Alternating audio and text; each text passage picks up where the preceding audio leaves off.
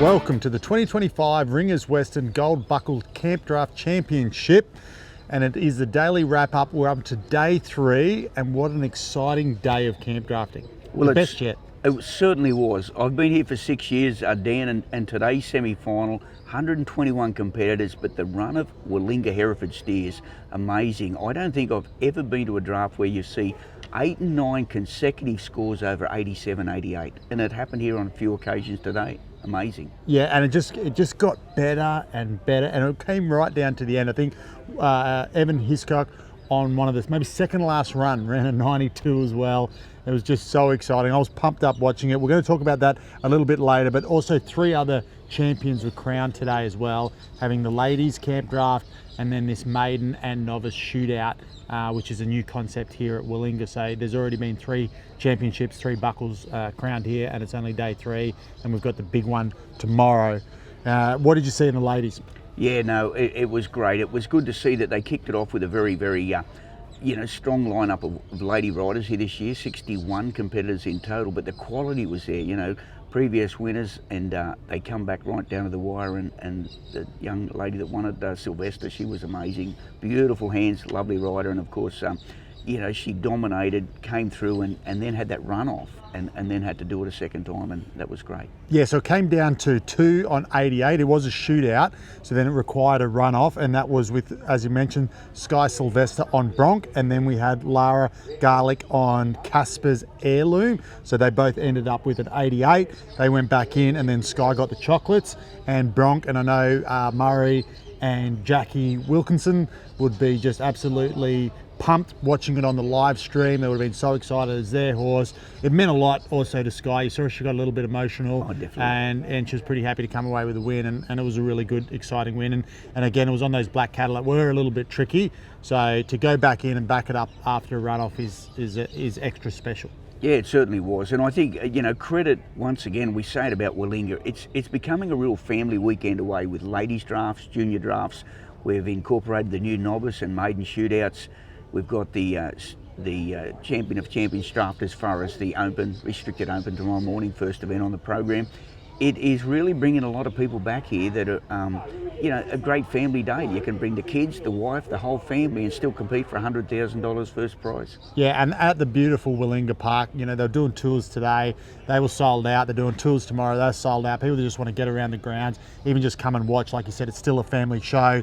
You mentioned quickly about the Memorial Terry Snow Open restricted draft tomorrow, so that is new to the program, and I want to catch up with the likes of, say, Troy Palmer and a few of these guys that I think is going to mean a lot to them. They're going to go out really hard and try to be the first in the inaugural, like I said, restricted Terry Snow camp draft, and try to get a hold of that bronze trophy and get their name, etched into history. So I'm interested to talk to some of them tomorrow, and I think it's probably going to get a little bit emotional as well. Oh, it certainly will. Jay Hall is, renowned in Australia for those bronzes. Well, to win the first Terry Snow Memorial, the inaugural event, I think, it's going to be a passionate day. Terry Snow changed the outlook of camp drafting. He really has, and, from a person on the outside myself, I've seen the money that's been involved in the sport, and I talk not only from a winner's perspective, but from a breeder's perspective. The value of stock horses, the value of good camp drafting horses as tenfold in the last 10 years since Terry Snow got involved. Yeah, no, absolutely. We're going to talk about that semi-final today. The like you mentioned before, the quality of cattle just meant we had some phenomenal runs. It's going to take an 88 to get back into the final tomorrow. So we're going to have an aggregate score. They started today with a clean slate final. There was 44% full outside scores today, and most of those, like I said, were really clean big rounds. So there's 34 on 88 and above. Those top scorers were Evan Hiscox on Nix with a 92, John Templeton on Diva with a 91, and then Pete Comiskey with their stallion Roy also with a 91, and then there was 6 others on a 90.5. So it's nearly in the top 10 required it to be, and I think you have that sheet there. Basically 90 and a half and above, 9 horses going back into the final. It is going to be one of the closest finals that we've ever seen here, let alone in any other camp draft. Oh, without any doubt, Dan. And the other thing that I noticed picking up here late this afternoon, we've got Pete Comiskey with 3 horses in the top 10. Hugh Miles has got 3 horses in the top 10, and then you look at the other names, Matty Holtz, you've got Evan Hiscock, you've got John Templeton, and of course Troy Palmer. They're all in there with a check. And like you say, half a point, 1 point, it's easy to achieve in that final. In other years, we've seen Pete Comiskey come in with a 3-point lead, or Matty Holtz, and it's very, very hard to beat him. Tomorrow, $235,000 on the line, and there's probably 4 points from the 3.5 points from the winner to the bottom placed horse. Yeah, so it is going to be anyone's game. You mentioned Hugh Miles. He took 5 back into the semis, and he's got all 5 through. He had such an impressive day. We're also going to talk about him. He also won the Maiden Shootout, but he had 5 full courses. He had 3 scores of 90.5, and then the other 2 were 89.5. It's incredible. Yeah, no, I talked of him yesterday coming into this event. His horses are impeccable. They are presented in absolutely nick condition. You couldn't do any more, and those horses perform as they look. And in any equine discipline you see, you look a horse that's glowing in the coat, he's healthy, his eyes good, they perform well, and that's what's happening here this weekend with Hughes. And I know Hugh personally, he's come second here twice by a small margin. He wants this win. This means a lot to him. He's wanted it from the conception of the event, and he works really hard at it. He goes across many disciplines. So he's here in Campdraft this weekend. He'll be cutting next week. And so to come down here, he's got his eye on the prize, and another person who's got their eye on the prize is Troy Palmer. He's also come second before. You mentioned him. He's got a 90.5 with Blue Tunes, an 89 with Dream, and a 90 with Look Smart in Blue, who also came equal second in the Maiden Shootout. Yeah, no, exactly. And the other person that I certainly wouldn't count out, and I tell you, he was foxing through the elimination rounds, is Pete Comiskey, the fox of all of them. He came through the first couple of days, and I thought, Pete's not just having the luck. But boy, when the pressure's on today, you look down the list, 91 points, he's up there, and he has got 3 in that final. And when he's that close to the lead, he's going to take a lot to keep out. Well, I watched him, and it's almost like his eyes, they go enlarged. When he steps in that camp here on these finals, he gets bigger and he looks at those pegs and he attacks them. And you mentioned him, 91 on Roy, 90.5 on Time Checks. Time Checks is a stallion by Time's Up, but it's also a half brother to Brittany and Paris, who are 2 former winners. So that horse has it in its blood. And then he also had another 90.5 on Soda Blue Exotic.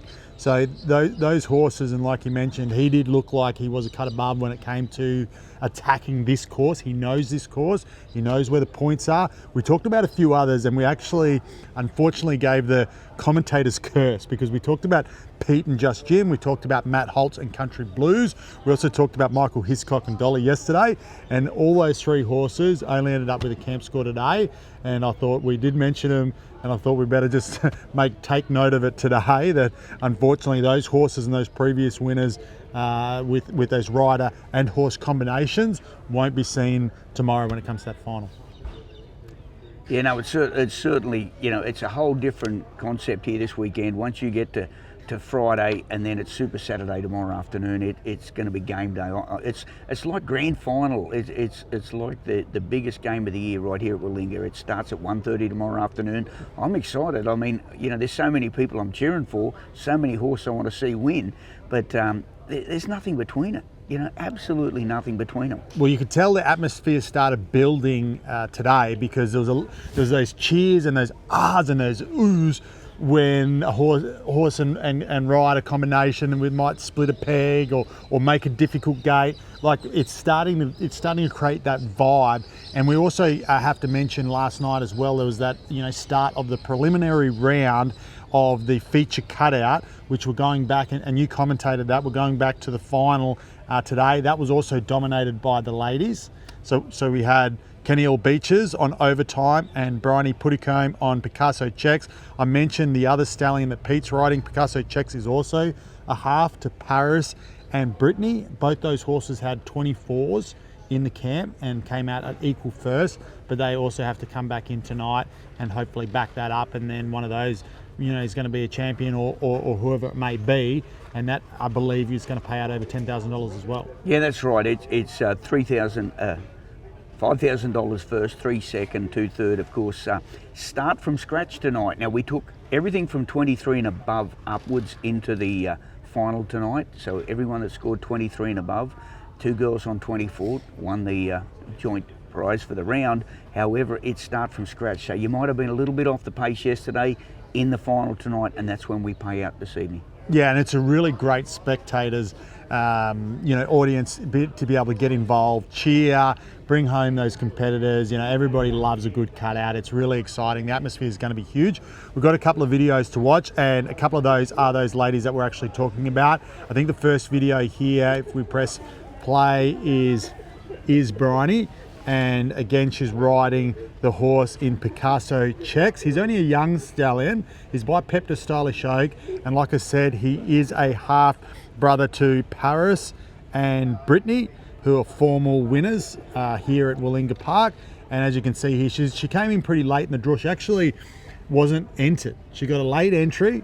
I talked her into it, and I felt like I had a little bit of pressure that she needed to do well, and I caught up with her afterwards, and she said, "Oh, I didn't think I was going to score that well." She said, "I didn't really drive the cow up to the front of the camp as much as I thought I should have." And I rewatched the video last night, and I sent her a text and said, "How much closer did you want to get?" As we watch her make her selection with the black cattle, and she brings a cow up to the camp, and she does run this cow right up to the face of the camp, and it never really had a chance. It never got a chance to stand still. She dominated it from the start to the finish, never gave any ground, as you'll see. And this is a young horse that has a bright future. Yeah, it certainly has, and great education, great development, and of course she's got to do something similar to that tonight if she's going to take that top prize. It's going to be a little more pressure. They know this is the game day event of it all, and she certainly did that with a good 24 yesterday. And then now is Kenny Beaches. Usually we see her on the Palomino mare, the one stylish Pepto mare that she has a lot of success on in the cutouts, as well as camp drafting. But she's actually featuring here on Overtime, which I think might have surprised a lot of the spectators, because we are usually seeing her on one stylish Candy. But here she is on another nomination, and again, bit the same. And we did talk about it yesterday, that without Mark Buttsworth being in there, it does open up, the doors to take this out. It's going to be anyone's game, and these two girls have as much chance as anyone. Oh, Kenny L really does, and she's got an amazing way that she's got these cutout horses certainly tuned for this job. As we've seen for the last couple of years, she's always here in the final of the cutout. She's always producing great horses. A little Palomino horse, I'm a big fan of her. She just lays them ears back, and boy, she'll cut 3 cows at the one time, give her a chance. But but this little horse stepped right up over time, and I'll be eyes on him tonight. And what you'll see with Kenny LT, she just throws the reins at him. She's not pulling them around. She just throws the reins and let them do their job. We're going to have a look now at Evan Hiscox's run with a 92, which essentially is the biggest score for the whole entire show. So this is, a top round score. Change to the Herefords here, which is a different look. And boy, didn't they perform, the Herefords. They made for good camp drafting, and look, Evan just does an unbelievable job. He is another young competitor, but I don't think he's going to be shy when it comes to tomorrow. No, exactly. And we've seen a lot of young guys come through. Luke Cheney, this young man, they're all doing so well.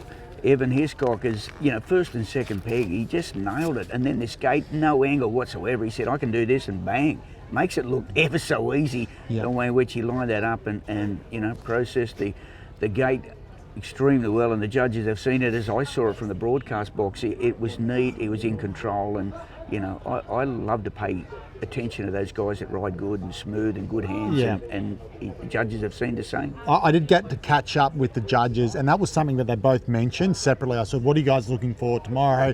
Can you give us any insights? And they're looking for good horsemanship. They are looking for a soft horse, a horse that is sort of willing and doing it itself. And I think, when we look at these horses, they're up to their 4th round. Some of them have made finals in the maiden and in the novice shootouts, as well as maybe being in the cutout shootout. So they're having a fair few runs without Matt maybe going home and having a bit of maintenance done on them like they would do at other drafts where they only have to do 2 rounds.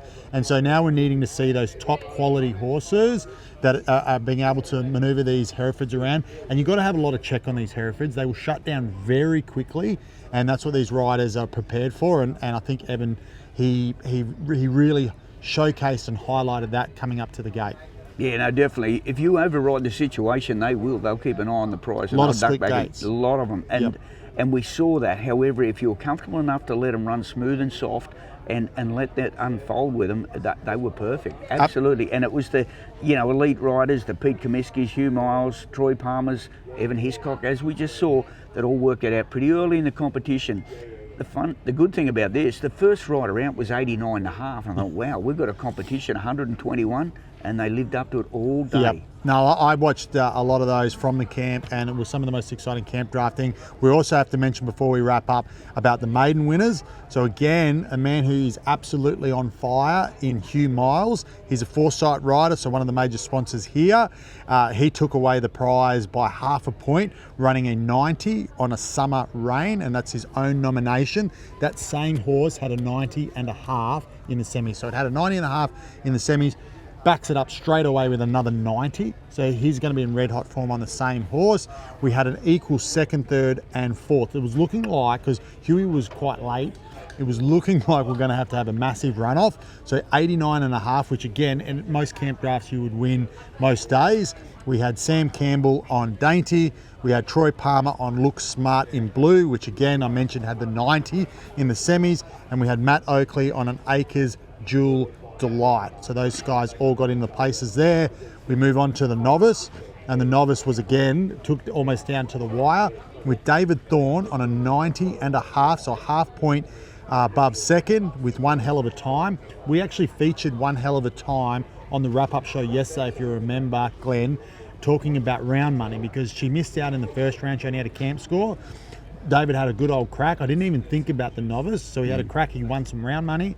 Then he got himself back into the novice final on that round, and then comes out and wins it. So all of a sudden, that horse has come away with some big money after missing out on its original nomination. Yeah, and I think the thing that excited me about David Thorne's run is watching that horse perform.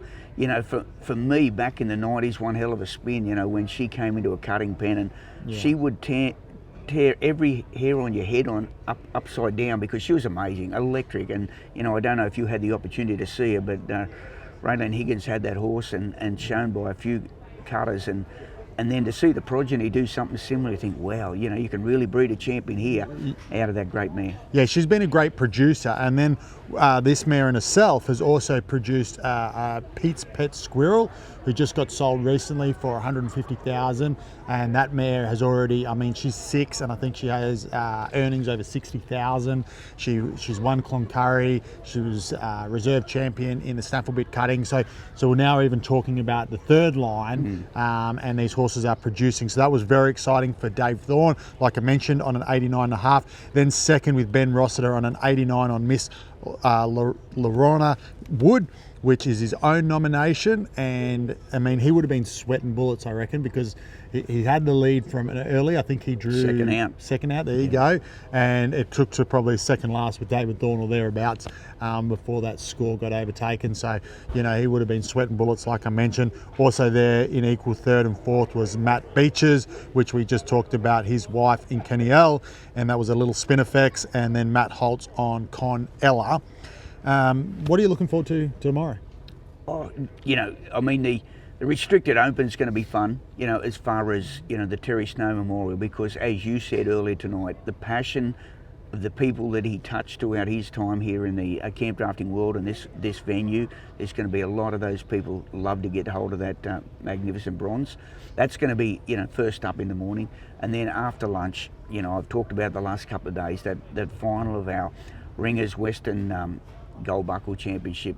The quality of riders, and if the cattle live up to what we saw today, and see that same lineup of scores, it's going to be open slather. It is going to be game on, and with $100,000, Australia's richest camp drafting event on the line here at Willinga. Yeah, and the weather's been spectacular. It's got a little bit of rain overnight, but the sun has been out, and this is one of those unique venues that there's not a bad seat in the house. You could be sitting above the camp you know, in the grandstand. You could be sitting here on the western side grandstand, or even on the standing room around the arena, and you feel like you could touch the horses here. And there's not, like I said, a bad seat in the house that you can just cheer as loud as you want, and the atmosphere is exciting, and I'm looking forward to that final. I want to get a prediction. I don't want you to say it could be this person, could be that person. Lock it down for me. One rider, and preferably a horse. Who do you think's going to take away? Yeah, you know what? I'm a little bit older and experienced myself, so I'm going to stick with Pete Comiskey. I know Pete's You like a fine wine. Well, I just know people that can handle pressure. It's like a great football player, a great league player that's won grand final after grand final. They know what pressure's about. The occasion doesn't spoil for them. And so, yeah, I'm going to put a few bob on Pete Comiskey if I was a betting man. After he won the third gold buckle here, they call him 3-Pete. I don't know if they want to call him 4-Pete. I think if he wins a fourth, they're going to relegate him to being one of the judges probably for the next 10 years, because the other competitors would like a shot. My prediction, I've been thinking about this all afternoon, and because these scores are so tight, I'm going to make a prediction that there's going to be a tie and we're going to need a runoff. And I'm vibing, and maybe it's just because I want to see it, but maybe Troy Palmer v Hugh Miles in a runoff. Wow. Yep, and maybe Pete will be in there too, because I love Pete, and I do agree. But I think for the theatre, you know, we want to see those two that haven't had a chance of winning it. Yes. And I would love to see it, and both of them are in fine form. Well, let's hope that it comes true. All right, as we get to the wrap-up of our daily wrap-up, we're going to talk about the 25% off promo for Ringers Western. So if you're watching this online, get onto the Ringers Western website and do some shopping, because they have an exclusive offer only on during the Ringers Western Gold Buckle Campdraft Championship, where you can do some shopping, get 25% off. What you want to do is punch in the promo section is Wallinga Park, all uppercase, 25, and that will get you 25% off. And we'll see you back here tomorrow for day 4 of the Daily Wrap Up.